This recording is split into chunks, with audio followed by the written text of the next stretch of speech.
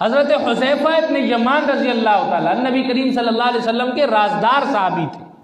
आप अलैहिस्सलाम उनको अपनी राज की बातें बताया करते थे।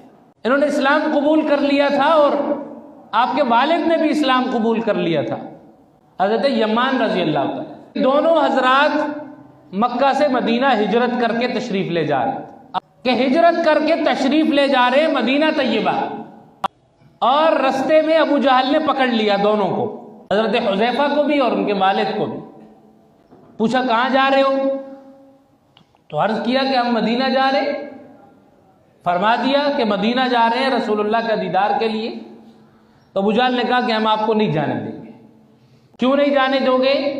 इसलिए कि तुम वहां जाओगे और उनके साथ मिलकर फिर हमारे साथ लड़ाई करोगे, लिहाजा हम तुम्हें नहीं जाने देंगे। रसूलुल्लाह के साथ मिलकर आप हमसे लड़ाई करोगे।